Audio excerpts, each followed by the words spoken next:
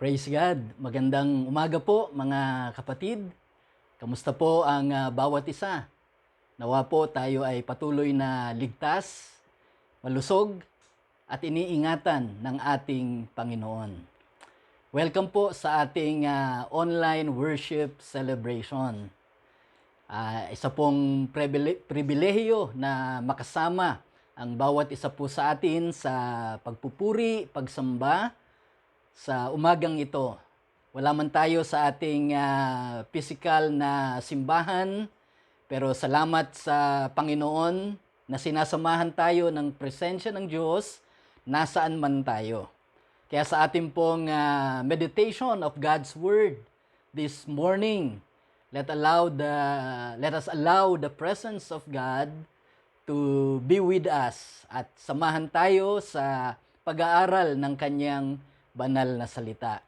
Bago po ang lahat, nais po muna nating batiin ang ating mga kababayan ng maligayang araw ng kagitingan. Ayan. So tomorrow po actually, we'll be celebrating our National Heroes Day. Ayan. Saludo po tayo sa ating mga bayani, sa mga magigiting nating hero dito po sa ating bansa.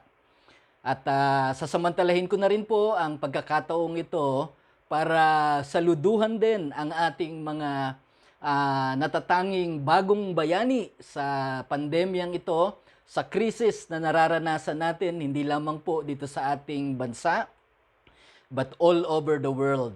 So we salute to all our frontliners, lalong higit doon sa ating mga medical frontliners. Yung talagang napanood ko sa isang video, yung malasakit at hirap pagsusuot pa lamang nung kanilang medical suit. Ayan, okay? Ay napakatagal na. At lalong-lalo na yung kanilang exposure dito po sa COVID virus. So, you are our heroes of today in this pandemic, and we salute you. Alam niyo po, may kaugnayan at maaring mag-minister din sa inyo ang ating pong pag-uusapan ngayong umaga. And not only to our modern day heroes, not only sa ating mga frontliners, but to all of us. The title of our message this morning is Padayon. Ito po ay isang Bisayan word na ang kahulugan ay to continue. So nais ng Panginoon na palakasin ang kalooban ng bawat isa sa atin ngayon, especially sa krisis na ating nararanasan. Don't quit, never give up, tuloy lang ang laban, huwag tayong susuko anuman ang mangyari. At nais po nating pagtuunan ng pansin ang isang word of encouragement ng ating Panginoon mismo, ng Diyos mismo, sa isang man of God in the Bible. Binisita niya ito sa panahon na siya rin ay merong mga physical struggles, emotional struggle, and maybe even spiritual struggle sa kanyang ministeryo. At gusto po nating basahin ang ating passage, ang ating text this morning in sa Aklat ng Mga Gawa, chapter 18, verse 9. Ang sabi po rito, isang gabi, sinabi ng Panginoon kay Pablo sa pamamagitan ng isang pangitain, huwag kang matakot. Ipagpatuloy mo ang iyong pangangaral. Anuman ang mangyari, huwag kang titigil. So si Apostol Pablo po ay tinawag upang mangaral. At sa kanyang propesyon o sa kanyang bukasyon ay maaaring nakararamdam siya ng panghihina ng kalooban. At ang Panginoon ay nagpakita sa kanya.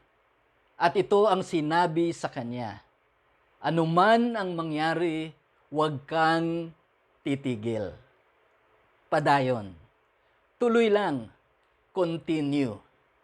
And maybe that is the message of God for all of us. At hilingin natin na ang Panginoon ay mangusap sa atin ngayong umaga. Let's allow the Word of God to transform us. Pahintulutan natin ang salita ng Diyos na patuloy na magbigay sa atin ng kalakasan. Manalangin po muna tayo muli. Hilingin natin ang patnubay ng Panginoon as we meditate His Word this morning. Let's pray. Panginoon, salamat po sa panahong ito na meron po kaming time para mag-aral ng iyong banal na salita. Kinikilala po namin ang iyong salita ay makapangyarihan. Kausapin mo po kami at gamitin mo po ang iyong salita upang kami ay patuloy na baguhin. Gamitin mo po ang iyong salita para kami po ay lumakas sa aming pananampalataya. Gamitin mo po ang iyong salita para kami ay maging malusog at maging mabungang Kristiyano. Maunawaan po namin ang iyong panuntunan at mailapat namin ang katotohanan, ang prinsipyo ng iyong banal na salita sa amin pong sitwasyon, sa araw-araw naming buhay. Patnubayan mo po kami. Sa iyo po namin ipinagkakatiwala ang panahong ito sa makapangyarihang pangalan ng Panginoong Hesus. Amen and amen. Purihin ang Panginoon. Alam niyo po, ang karanasan ni Apostol Pablo ay maaaring karanasan ng bawat isa po sa atin. Ang minsan ay panghinaan ng kalooban at makapag-isip na sumuko o umayaw. Sabi po ng salita ng Panginoon, meron pong mga ilang karanasan. Hindi lamang po si Apostol Pablo, subalit ang iba pang mga men of God in the Bible. But before that, yung damdaming iyon ay pwede pong karanasan din ng bawat isa sa atin. Damdamin ng bawat isa sa atin. It is natural for us sometimes to feel this emotion. Nararamdaman din natin minsan ang pagkapagod, minsan ang pagkabagot, minsan ang panghihina ng ating kalooban, yung discouragement. It happens. At minsan ay dumarating sa sukdulan na nawawalan na ng pag-asa ang ilan. Kaya iwinawagayway na natin ang ating puting bandila. Gusto natin ng umayaw, gusto na nating wag magpatuloy, gusto na nating huminto. Gusto na nating sumuko. But the Lord is saying to us this morning, the Lord wants to encourage us, mga kapatid. Padayon. Tuloy lang. Let's continue with the call of God and with His purpose sa buhay ng bawat isa sa atin. Ang ating pong karanasan ay karanasan hindi lamang po ng pangkaraniwang tao. Okay? Maging ako sa larangan ng paglilingkod sa Panginoon at sa pagpapastor, mga ilang beses ko na rin pong naramdaman ang mag-quit, umayaw, mag-resign, o huminto na sa aking bukasyon. Pero purihin ng Panginoon hanggang sa mga pagkakataong ito, ang mga pakiramdam na yon ay napagtagumpayan at sa biyaya ng Panginoon, I'm still here ministering and serving the Lord. And praise God for His grace. At hindi lamang ako, nung tinignan ko ang Biblia, napakarami ring mga men of God sa Bible na minsan ay nakaramdam din ng pagnanasang huminto na, umayaw na, huwag magpatuloy, ma-depress, or ma-discourage. And I would like to read some of that example in the Bible. Sa aklat po ng mga Bilang, chapter 11, verse 15. Ito po ang damdamin ng isang man of God. Ang sabi niya, kung ganito rin lamang ang gagawin ninyo sa akin, Mabuti pa'y mamatay na ako ngayon din kaysa maghirap ng matagal. Alam niyo po ba kung sino ang nagsabi niyan? Ayan, ang isa pong man of faith, si Moses. The man used by God to deliver the nation Israel from slavery in Egypt. Talagang kakikitaan mo ng boldness at ng katapangan. Pero isang beses sa kanyang buhay, ang sabi niya, mabuti pang mamatay na ako. Ito yung panahon na ang mga Israelita ay reklamo ng reklamo at sinabi niya, kinausap niya ang Panginoon, mga anak ko ba ito? Bakit ako ang nagpapasan ng ganitong kabigat na problema? So mabuti pang mamatay na ako at hindi ko na maranasan na maghirap ng matagal. So this man of faith ay nakaramdam ng pagsuko, pagtigil o paggayaw. At hindi lamang siya, yung kanyang disipulo, si Joshua. Sabi po sa Joshua chapter 7, verse 7, Panginoong Yahweh, bakit pa ninyo kami pinatawid ng ilog Jordan kung ipapalipol lang din naman sa mga Amoreo? Mabuti pa'y nanatili na lang kami sa kabila ng Jordan. So ito po yung pagkakataon na sila ay hinabol, nilipol ng isang maliit na bayan ng Ai. Ayan, at may pangako sila, may pangako ang Diyos sa kanila na ipagkakaloob yung lupain ng Kanaan sa kanila. But now they are experiencing defeat sa kamay ng isang maliit na kaharian. Ayan, katatapos lang nila nung victory sa Jericho. At sabi ni Joshua, sana hindi na kami nagpatuloy. Sana hindi na kami tumawid sa kabila ng ilog Jordan kung ito lang mangyayari. Sana nanatili na kami doon. Sana hindi na kami tumuloy. Sana tumigil na kami. So another man of God. Sa unang mga hari, chapter 19, verse 4, ito pa ang sabi ng isang man of faith, man of God, a prophet of God. Pagkatapos ng maghapong paglalakad, ay naupo siya sa lilim ng isang puno at nanalangin ng ganito. Okay? Masdan nyo yung prayer ng man of God. Ang pangalan niya actually ay Elijah. Ayan, okay? Sabi niya, Yahweh, kunin na po ninyo ako. Ako po'y hirap na. Mabuti pa pong mamatay na ako. Oh, galing sa bibig ng isang man of God, man of faith, a prophet of God. Yes, and that is after a great victory in Mount Carmel. Nung malipol niya, mapatay niya ang libu-libong propeta ni Baal.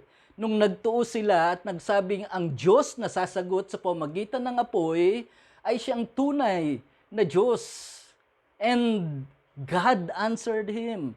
And he won the contest in Mount Carmel against the prophet of Baal. But now, nung bantaan siya ng isang babae, siya po ay umalis at ganito na agad ang kanyang damdamin. After a great victory, now comes this dreadful prayer. Hirap na ako. Mabuti pang mamatay na ako. Sounds familiar to many? Those who are experiencing discouragement, depression, pagkabagot, boredom, parang paikot-ikot na lang ang buhay. Ganito na lang ba ang buhay natin? Okay? Are we celebrating another Christmas with a mass without our loved ones, our relatives? Ayan. Okay? So, kung tayo ay may karamdaman, we want to give up, gusto na nating sumuko. Amen? At yung pakiramdam na yan, minsan dumarating kahit after victory, kahit pagkatapos ng isang answered prayer, kahit pagkatapos ng isang masayang karanasan, kahit pagkatapos ng tagumpay, ay pwedeng maranasan natin ang damdamin ng pagsuko, pag-ayaw, at kawalan ng pag-asa. And last, okay, maybe you know Job. In Job chapter 3 verse 3, ito ang sabi niya, hindi na sana ako ipinanganak at hindi na rin sana ako ipinagli. Ayan. Okay? So kung titingnan natin, mga kapatid, these men of God are our heroes of faith. 'Di ba? Mga magigiting patungkol sa pananampalataya. Okay? And we praise God na ang kanilang storya ay hindi nagtapos sa damdamin ng paghinto, ng pagsuko, ng pag-ayaw, ng kawalan ng pag-asa, at ng panghihina ng kalooban. So alam natin na sa kabila ng kanilang karanasan, sinamahan sila ng Diyos, iningatan sila ng Panginoon, at ginanap ng Diyos ang kanyang layunin sa mga taong ito. At napakaganda sapagkat maaring hindi pa nababanggit ni Apostol Pablo sa kanyang mga labi ang mga katagang ito. Pero bago niya masambit ito, inunahan na siya ng dalaw ng Panginoon. At sa panahon na siya ay dinalaw ng Panginoon, siya po ay in-encourage. Sabi ng Panginoon sa kanya, magpatuloy ka sa iyong ginagawa. Magpatuloy ka sa iyong pangangaral. Huwag kang hihinto. Huwag kang susuko. Huwag kang titigil. Anuman ang mangyari. Mamaya po, madidiscover natin bakit hindi dapat sumuko si Apostol Pablo. At yung encouragement ng Panginoon na yon kay Apostol Pablo nung pagkakataong yon is applicable to all of us. Pero tingnan muna natin ang kanyang karanasan. Okay, that is his experience in Corinth. Nasa Corinth siya nung dinalaw ng Panginoon. Okay, but before coming to Corinth, ayan, siya po ay galing sa Pilipos. At sa Pilipos, siya po ay pinakulong dahil sa kanyang pangangaral ng mabuting balita. Umalis siya doon, pumunta siya ng Thessalonica. At sa Thessalonica, siya po ay persecute. Actually, ginulo siya sa kanyang pangangaral. At pumunta siya ng Berea. Nung mabalitaan ng mga taga-Thessalonica na siya ay nasa Berea, so patuloy na siyang ginulo. Gumawa ng riot ang mga Hudyo. At patuloy na ginulo at pinersecute si Pablo. At umalis siya ng Berea, pumunta siya ng Athens.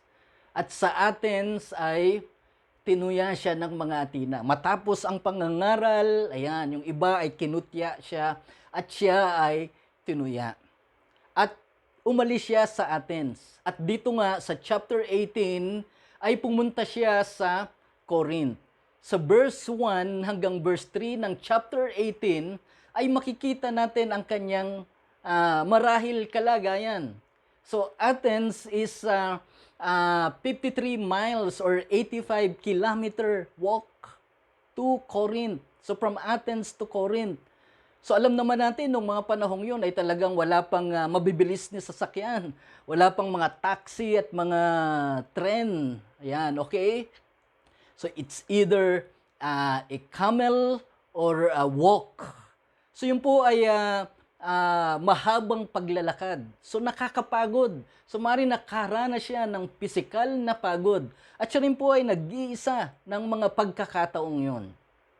At to support his ministry, siya po ay nagbenta ng tolda kasama si Aquila at Priscilla. So para suportahan yung kanyang ministeryo. Nag-iisa at pagod and financially in need. Persecuted, binugbog, ginulo, tinuya, ibinilanggo. So yan po ang mga karanasan ni Apostol Pablo. And now he is in Corinth. At alam nyo, kita natin sa kanya, marahil talagang isang matapang na mama, malakas, ayan, okay? Talagang hindi natatakot. Nakita natin yan nung mga panahon na inuusig niya ang simbahan. Pero ito nga yung karanasan niya sa Corinth. Alam niyo, nung sumulat siya sa mga Corinth, bukas din ang kanyang loob. At ang sabi niya sa chapter 2 verse 3, nang ako ay naririyan, so letter niya to the Corinth, ako'y nanghihina at nanginginig sa takot. Okay? Bakit? Sapagkat nabasa natin yung mga unang araw o unang linggo marahil ng kanyang ministeryo doon sa Corinth. Okay? Pagod, persecution, okay? Pagsuporta sa sarili. Okay? So may dumadamay sila Silas at Timoteo, pero may panahong nag-iisa siya. At sa pagkakataong yun, siya ay kinausap ng Panginoon. Binisita siya ng Diyos. Oh, what an experience. Maging ang bawat siya sa atin. Minsan sa panahon na tayo ay lubhang nahihirapan dahil sa ating sitwasyon o sa ating kalagayan, kailangan natin ng kaibigan na dadalaw sa atin.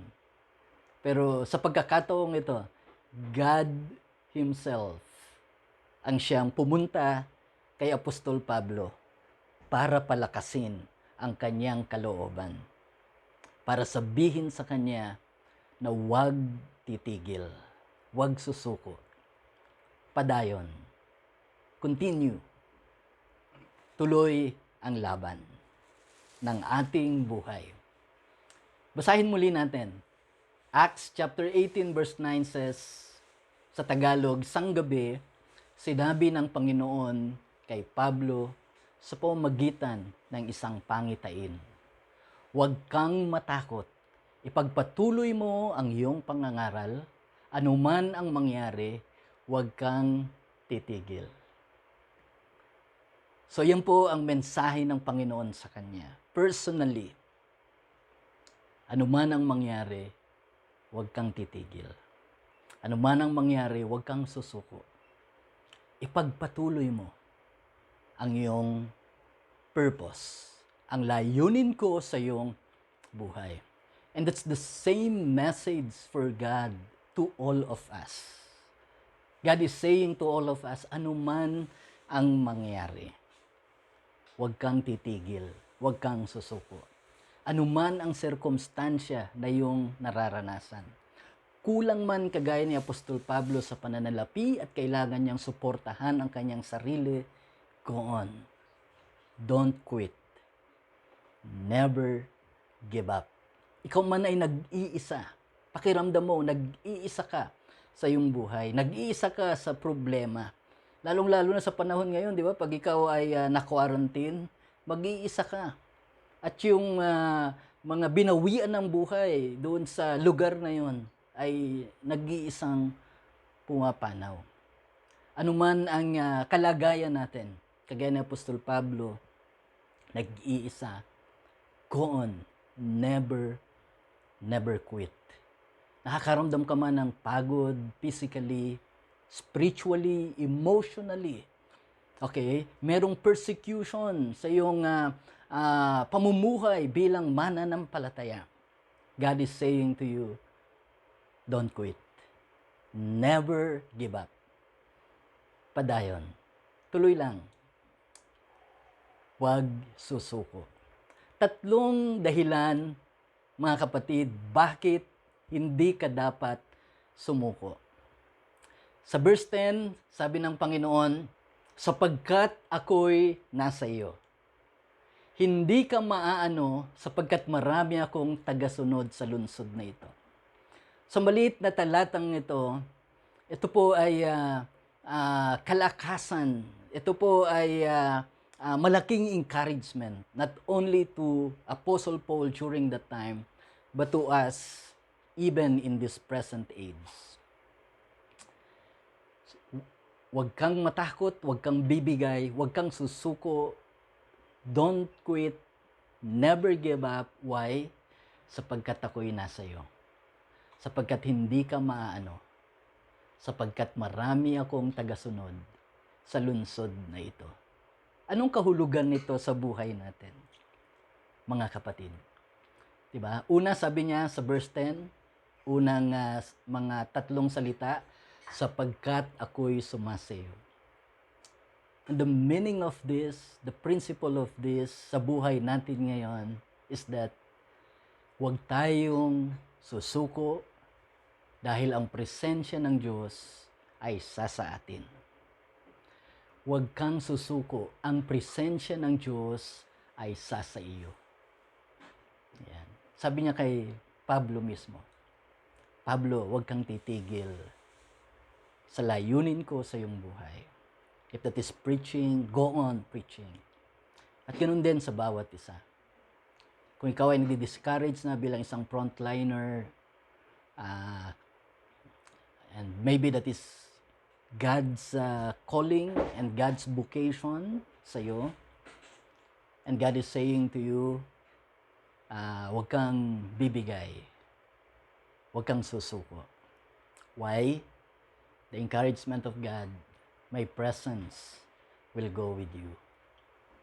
Napakaganda ng encouragement sa unang book ng New Testament. Ayan, okay? Sa first chapter, mababasa natin ang mga katagang ito sa verse 23 ng chapter 1 ng Matthew. Maglilihi ang isang berhen at magsisilang ng isang sanggol na lalaki at tatawagin itong Emmanuel.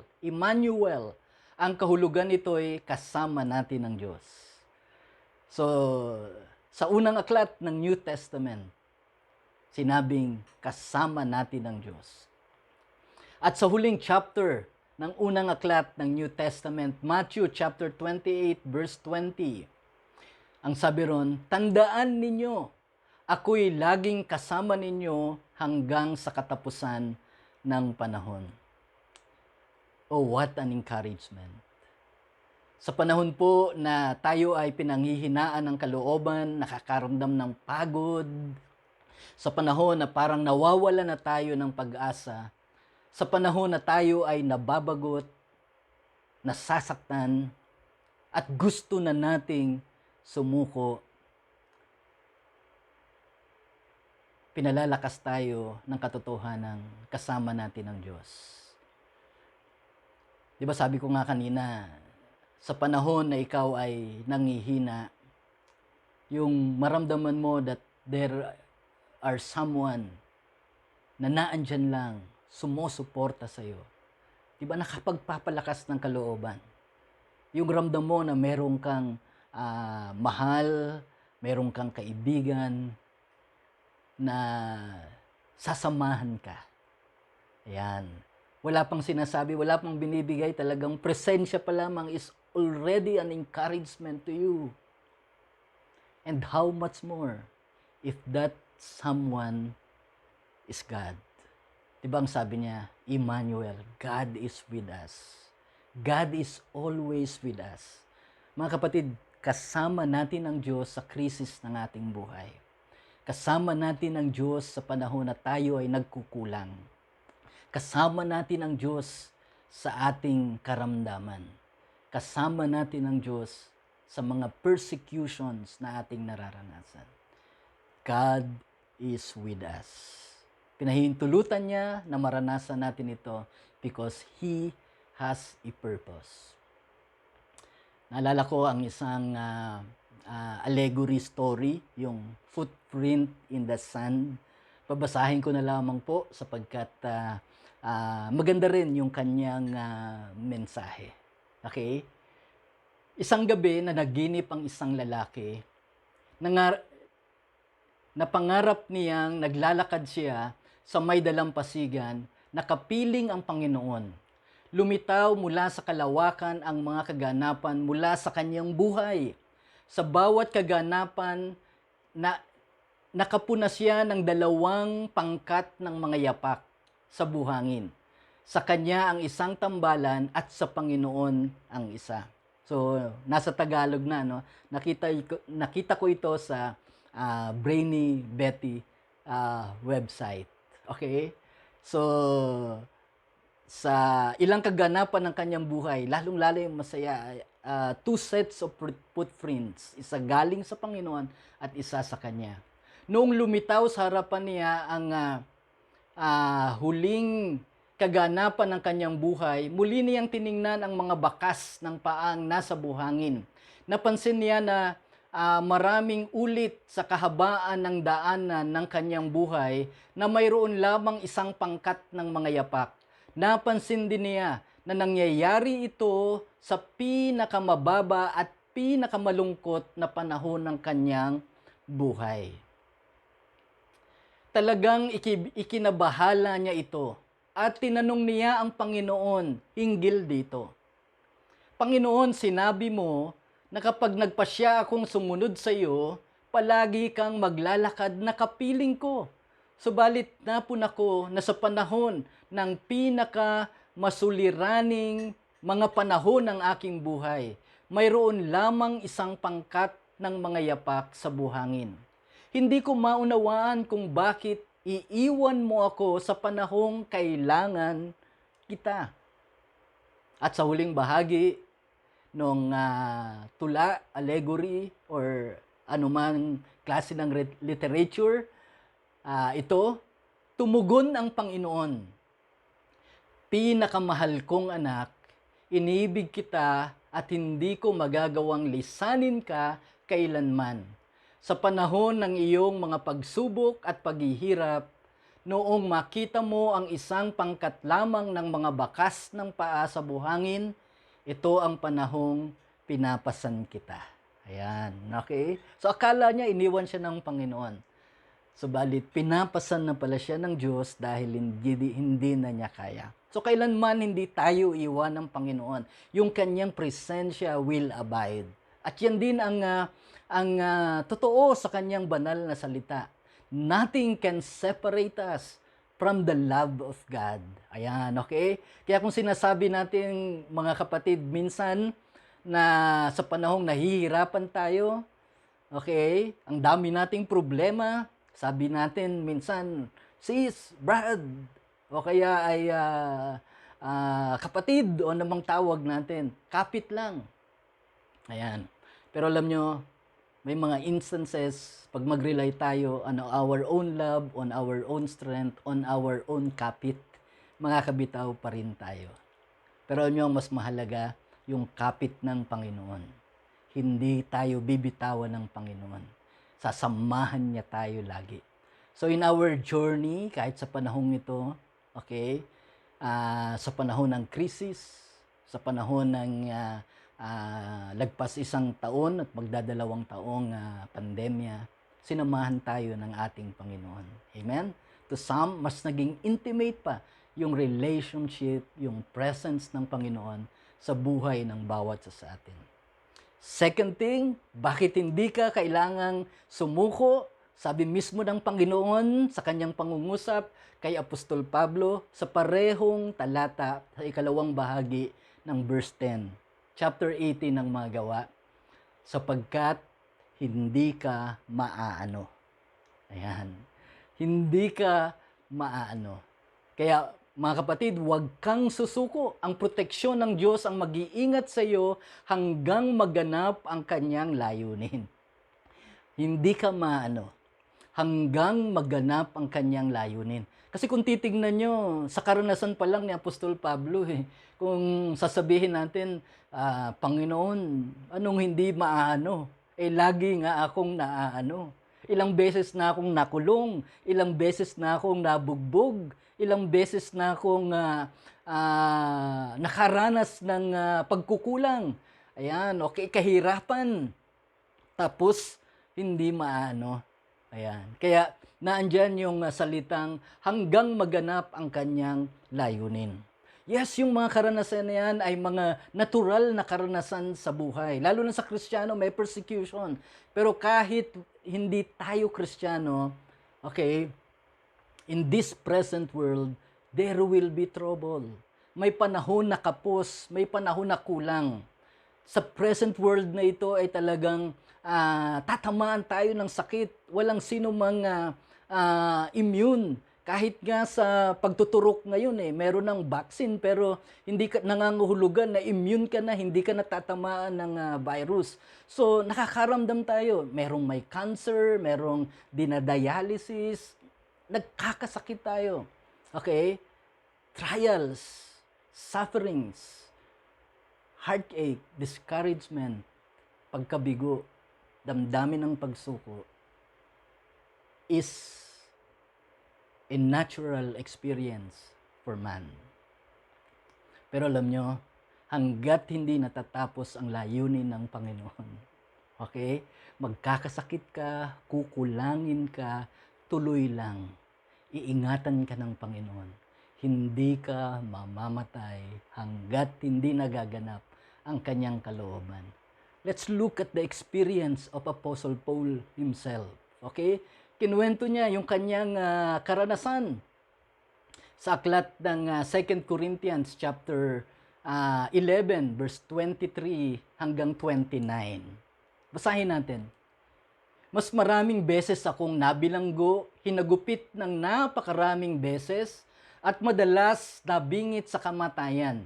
5 beses akong tumanggap ng 39 na hagupit mula sa mga Hudyo, 30 ulit akong naranasang hagupitin ng mga Romano, at minsang pinagbabato, 3 beses kong naranasang mawasak ang barkong aking sinasakyan, at minsay buong araw at gabi akong lulutang-lutang sa dagat. What an experience. Okay? Sa isang lingkod ng Panginoon. Akala mo talagang life with Christ is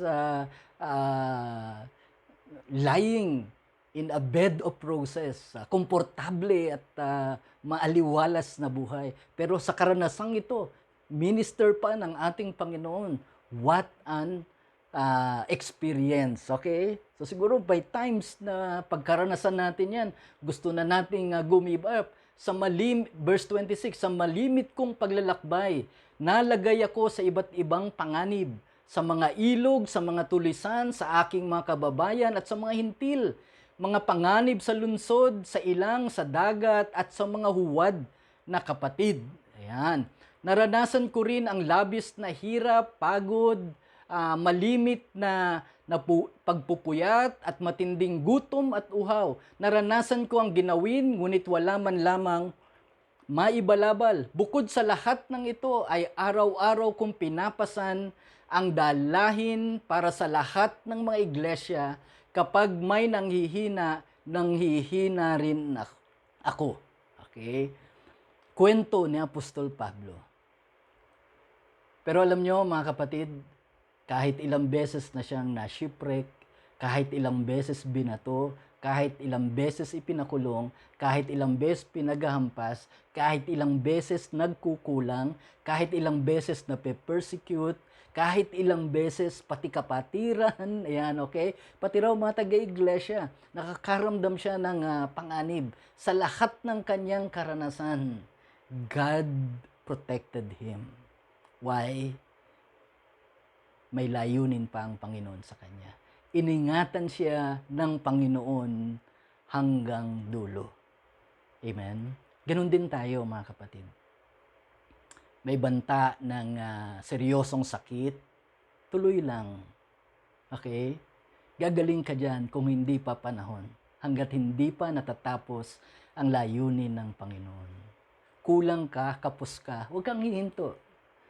Okay? Iingatan ka ng Panginoon and God will provide hanggang maganap yung kanyang kalooban, yung nais niya sa iyong buhay.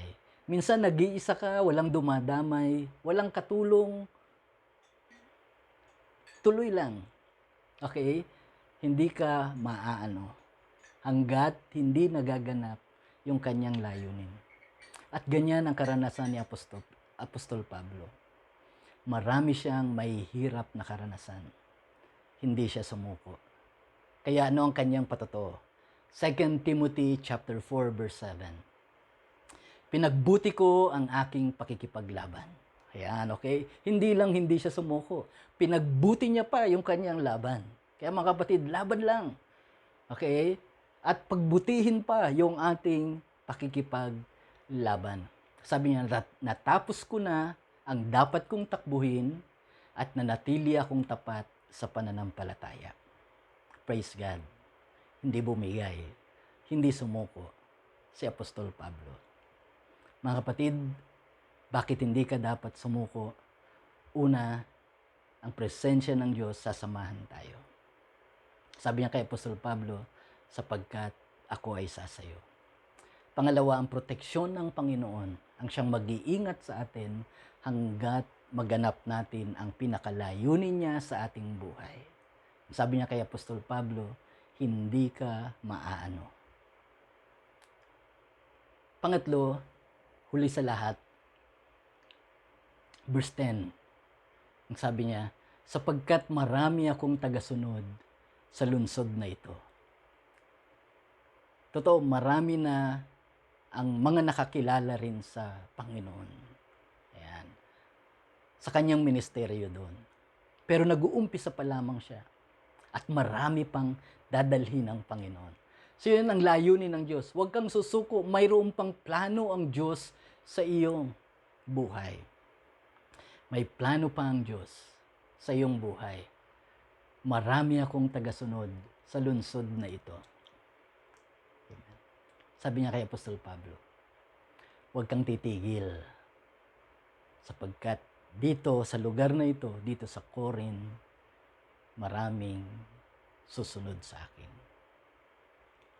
Sa pamamagitan mo, maraming kikilala sa Panginoon. Kikilala, magpapatuloy, uunlad. Kaya alam nyo, nung sumulat siya sa Corinth, sa mga taga-Corinto, 1 Corinthians chapter 6, verse 9 hanggang verse 11. Hindi ba ninyo alam na ang mga makasalanan ay walang bahagi sa kaharian ng Diyos? Huwag ninyong dayain ang inyong sarili.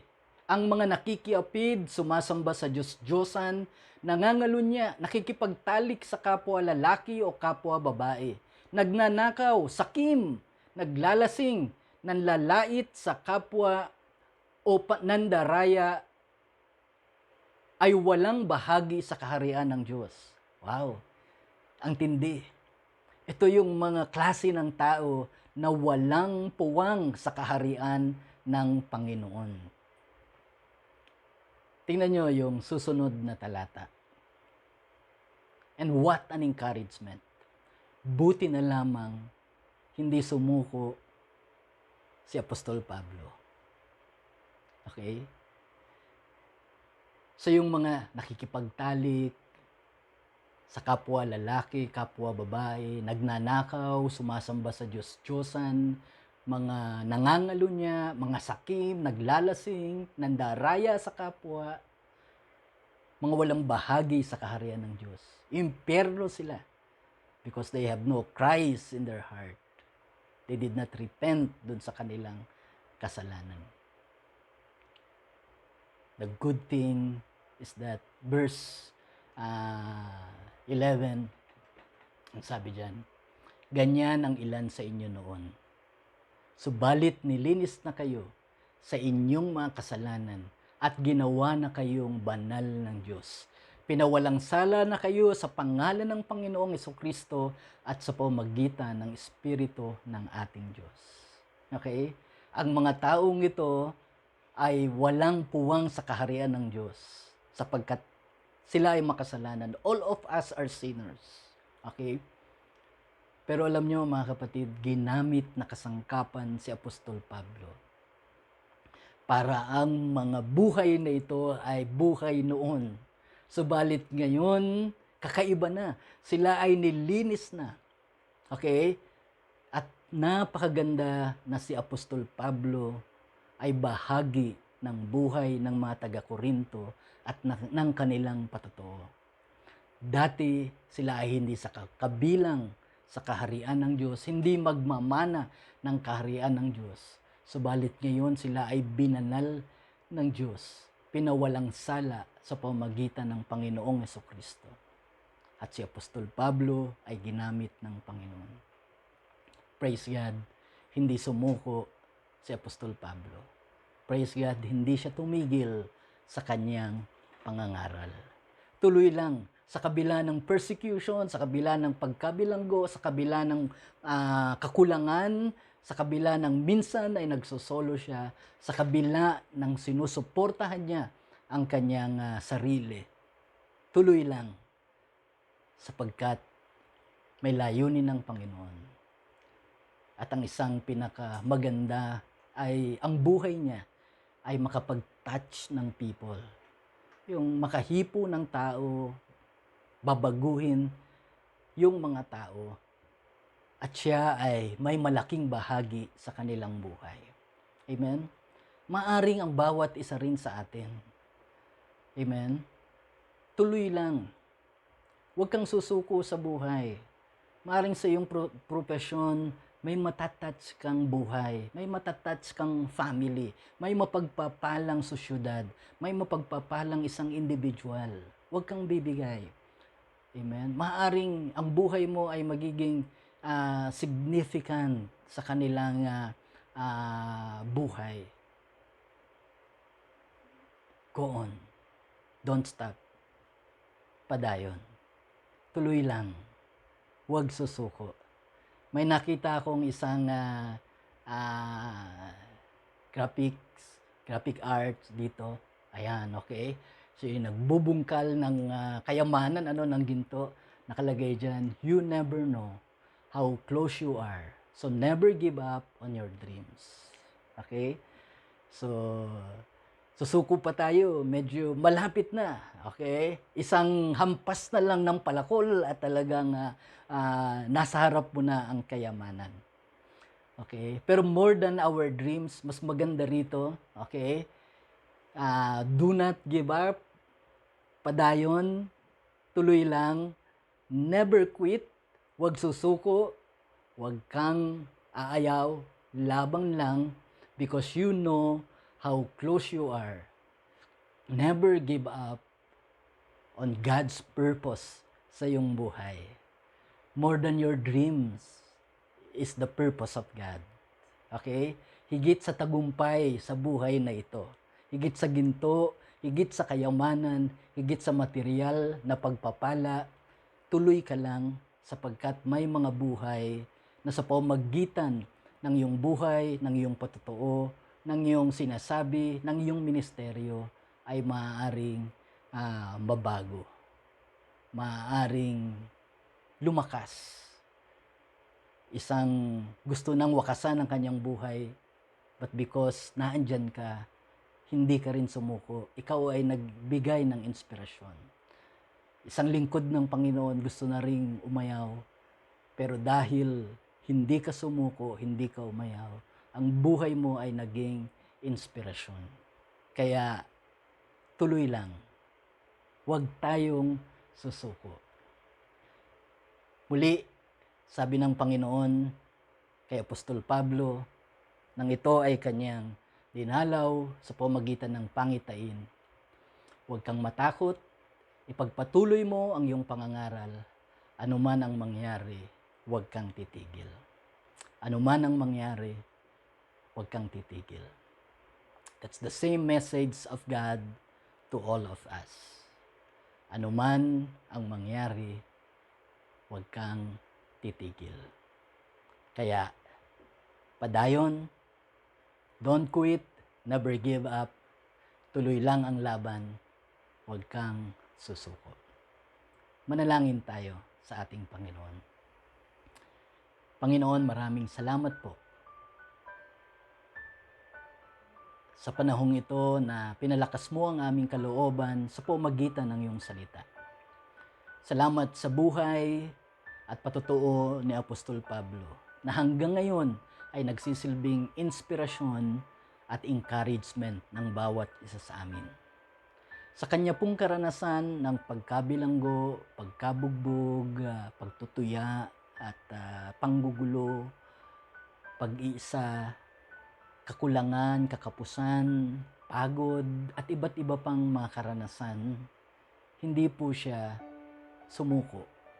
Nagpatuloy po siya hanggang natapos ng may katapatan ang iyong layunin sa kanyang buhay. Nawa, yan din ang maging karanasan ng bawat isa po sa amin. Hindi namin kaya sa sarili po naming lakas. Minsan totoong gusto na naming umayaw, gusto na naming huminto, gusto na naming tumigil, gusto na naming sumuko. Kaya we ask that you enable us. Give us your grace, your divine power. Ikaw, Panginoon, ang siyang manguna sa buhay ng bawat isa po sa amin.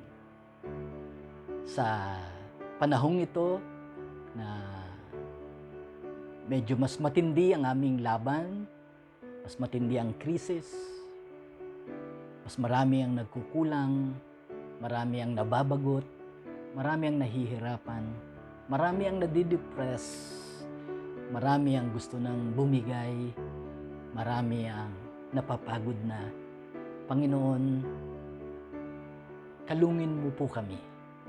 Kagaya ng karanasan ng mama doon sa footprints in the sand. Alam po namin, sa sarili naming lakas, pwede kaming umayaw, pwede kaming bumitaw. Pero salamat sa iyong salita na nagsasabing, walang sinuman, walang anuman ang makapaghihiwalay sa amin sa pag-ibig mo. Salamat sa iyong yakap at salamat hindi mo po kami iiwan o pababayaan man hanggang sa dulo ng panahon. Salamat sapagkat iingatan mo po kami anuman ang mangyari hanggang maganap namin ang iyong kalooban. Salamat, Panginoon, sapagkat meron kaming contribution sa buhay ng iba.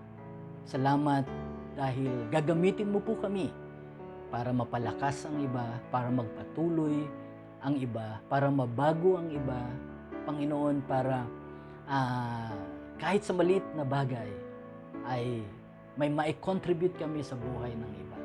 Yan po ang iyong dakilang plano. At salamat dahil gagamitin mo po kami. And because of that, Panginoon, by your grace, we will continue. Nasabihin namin, padayon. Thank you so much. We honor you and we praise you in the mighty name of our Lord Jesus Christ. Amen and amen. Praise God, mga kapatid. Padayon.